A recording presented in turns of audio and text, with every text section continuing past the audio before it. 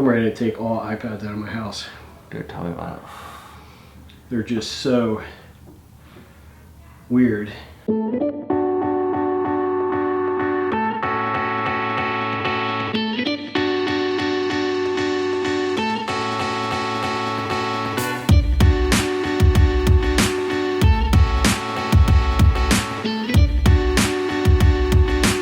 I feel alive right now. I had this much coffee about an hour ago. Yesterday I didn't have any coffee and I felt so like sluggish. I don't like that. Like I don't want to like, but I don't like that. Coffee is the way, the truth, and the life. I know. This morning, instead of working out, we had our quarterly breakfast. And this was important because it marks the 2-year date when I started working out, and it was the end of our 6-month commitment. And this breakfast was a big deal because there was 2 goals. One was we were gonna talk about the last 3 months, but then we're talking about the future plans. I was quitting the workout group. The main reason why I was doing that was kind of like a leadership dynamic thing that Cami and I have been learning. And that is that we've taken on a lot of leadership in our life, and we've had leadership handed to us, and we've accepted it. And we always thought, like, what's the big deal? We like it, other people seem to like it. But lately we've been realizing that it can actually be dangerous. I tended to see things as bad that we're not doing. It's only very recently that I've started to see the dangers as a proactive leader of what happens when you are doing things, especially when you do things that enabling other people, or doing things, in other words, that people could do for themselves. We believe that that's dangerous now, and that's been hurting people. So I didn't know what was gonna happen to this workout group, if they're gonna keep on going, if they're gonna just quit without me. I'm really excited that they decided to keep on going, and at the end, something funny happened where they invited me to be a part of it, not as a leader, but just as a member. And I'm like, geez, I don't know what to do now. This is like workout drama, politics, like I gotta figure it out because I really do want to be a part of it. I really like it, but I need to learn what it looks like for us to step back. When I got back, the kids, knowing that we were quitting, they created their own alternate workout group plans. Monday, Wednesday, Friday. I don't know what these documents all mean. This is like the warm-up schedule. These are their rules. This is their like contract thing. It's very similar to ours. And you can see at the bottom even, they have their 5 signatures. 3 of our kids and 2 of the neighbor kids.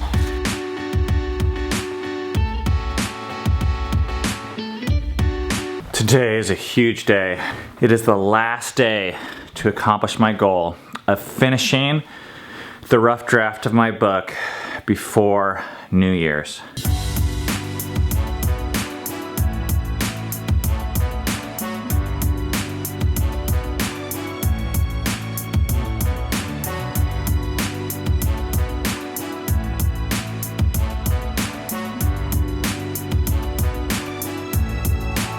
While Ben's writing, we're doing Shabbat cleanup, and that is something we do every Friday.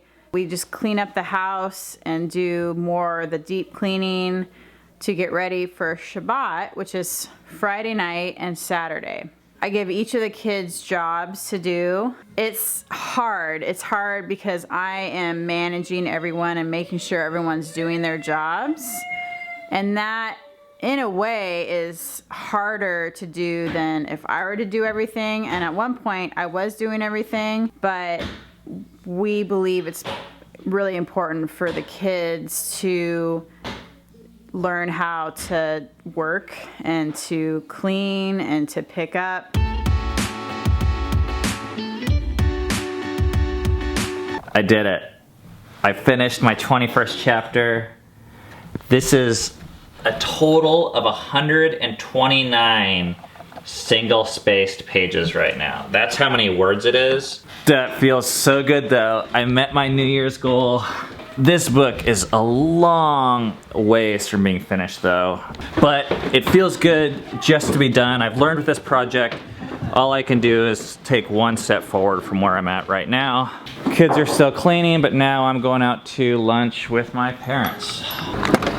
Oh, I didn't know Mom was in here. Am I supposed to not hear or?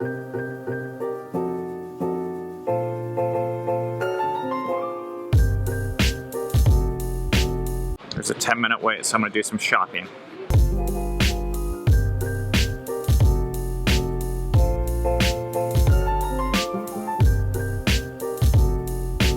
With Duske, I told no basil. Oh, so they put the mint, but they put the basil. That's okay. Really? I ask extra, so that's their tiny bean sprouts.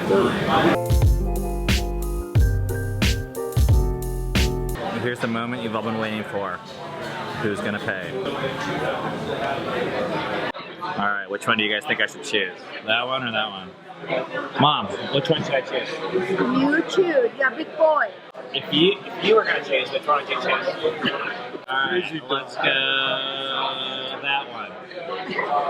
Thank you very much. I like buying my parents lunch. Yeah, I know you do. That's a parent. We appreciate it too.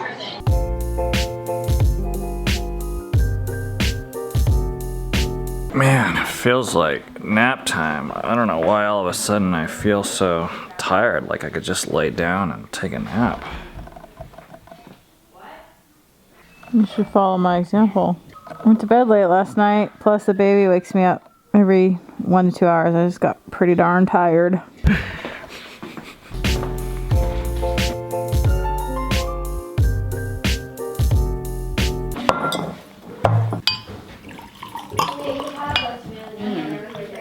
What are you drinking? I'm gonna pour some bourbon. Don't pour less than you would just because Julia's watching this vlog right now. There's a lot of ice in there. My rule right now is you're not allowed to play any game that causes endorphins. Is that the right word? Yeah. Um, Besides Super Mario Run.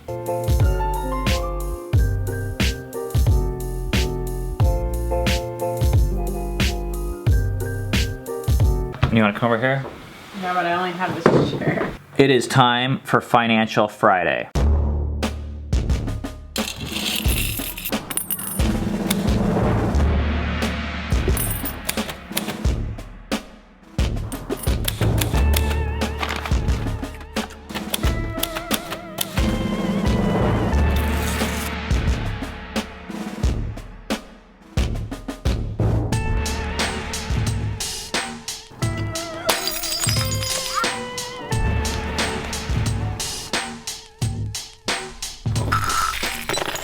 Okay, you guys need to forgive me. It has been the end of a very long week and year. And I've had a glass of wine already, like a really full glass of wine. And I'm leaving for dinner in 7 minutes. So I brought in a very special guest to help me out. Here's Kimmy. At first I didn't even know what to talk about today because I feel like we've shared everything with you guys, like income, expenses, assets, liabilities, but we're gonna give you guys updates on the significant financial things that occurred in this last month. And we're gonna share with you some of our optional expenses. These are things that we spend our money on that I would say are completely optional, but I also think are a really good use of our money. The first thing is Hebrew lessons. That's $75 a week. For all of us. And that includes the kids and Cammie and I. 75 times 3 is $225 a month. Goes towards Hebrew lessons, which also goes towards a friend, which is kind of cool anytime you can pay money to someone that you know and help them out. Our next big expense is our piano and guitar music instruction. That's $150 a week. And that's 4 times a month. So that's $600 a month. But that includes Dove, Eden, Seven, Memory, sometimes Filia, and Cammie. $600 a month is a huge expense for us. I mean, some people pay $600 a month on rent. But music has added so much to our family. I really like how awesome it makes our life now and how it gives them an avenue of expression, really in a way to worship God directly. And I've already talked in this month's vlog about how I've seen Cammie unlocked. And for $600 a month, they're not just improving their skill, they're unlocking pieces of themselves that's like, I don't even know how you could put a price tag on that. That's also money that's going to a friend that I work out with, that we've discipled, that I married.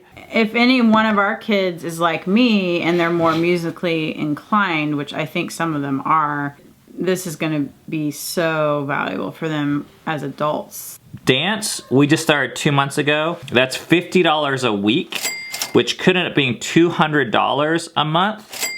I've never been to that. I'm not really sure what I think. But I know that some of our kids are much more physical than others of our kids. They're all physical, but they're all physical in different ways. And Eden and Memory, I think, well, they're just interested in that type of dance, ballet. Counseling, that's a big expense for us right now. That's $225 a session. That's so expensive. But do about 2 of those a month. But so worth it. That's $450 a month. I think before I would have been like, holy crap, $450. And I used to just think about, you know, the dollars and cents. But all I know right now is that it is creating more growth in our life than anything else. So if you were to ask me, where is a better place to put that money? I can't think of any other thing that is more worth investing in than our growth and our continued health, to be able to be closer to each other, the relationships around us, our children, people that we've hurt in the past or people that have hurt us, getting healing from that, and ultimately coming to know God better. I would sell my house for that. But I think we spend about $40 a week on eating out just for you and I to spend time together. So that's $160 a month. Could we not spend that? Yeah, it's worth it. To tell her, one of our meetings is a business meeting. It like prioritizes making decisions and that type of stuff. The other I would say is more focused on this romance and intimacy. That's a grand total of, I think it's $16.45 that we spend a month on these types of things. These are probably our largest ongoing, reoccurring, optional expenses. A lot of people invest in a lot of other things. This is what we invest in. Unique to this last month, there's a few updates I have for you. One is the Mac computer that I bought. I was able to return online and cancel the order, so we don't have to pay for that. So we're gonna be stuck with the crappy old computer with a new hard drive, but that saved us like $1,400. I bought Cammy's guitar this month for Christmas. Did I tell you how much that cost? 1,000? Yeah, it was $1,000. But get this, I told the guy there, because I wanted to buy a guitar and I was in the store for like 10 minutes, so I didn't really know what I was doing, but I said, what's the cheapest you can give me this for? And he said, oh, I'll take 10% off. And I said, I want to know the best you can do. So he goes, well, I got to talk to my manager. So he goes away for like 10 seconds. Then he goes, okay, I don't have to talk to my manager. I can take off 20% for my friends and family discount. And I said, deal. So I bought the guitar for $800. It sells on Amazon for $1,000. I saved $200 just by asking. It never hurts to ask. There's another story. I ordered a chair. I'm really excited about it. I'm going to use it as my writing chair. The chair was $2,000. I asked the lady on the phone, hey, do these ever go on sale? And she said, yeah, once a year, it's 15% off. I said, what's the best you can do for me? And she said, well, I can give you 10% off. I said, is that the best you can do? She said, yeah. So I said, okay. So I saved $200 on the chair. So then it dropped down to $1,800. That was just from asking, $200 for like, it took me 15 seconds to ask her. In terms of income this month, we already showed you guys, we cashed this check. We had $60,000 come in unexpectedly from a business that I sold a while ago. The timing was unexpected. We were expecting the money, but I thought it was going to be another year. So now we have about $100,000 in our bank account. I anticipate about $40,000 going towards taxes, although taxes are kind of a mystery for me, which leaves about $60,000 that I think is going to go towards fixing up that house next door. So I think we're in a great place, personally. I thought I'd respond to some comments from the last Financial Friday. Sandy C, 6569 says, I don't feel right. I feel like your finances are none of my business. Really, in honesty, I feel as no one else's either. I love your vlogs, just not the ones about money. Hamachu Usagi says, I like your videos, but I feel there's not a need to share your personal finances with strangers on the internet. I don't honestly care how much money you have. This isn't information I need to know, and it adds nothing to my life. So, I get this. I've never seen anyone else share their finances the way we have, so I figured at least it's weird. But here's what I don't understand.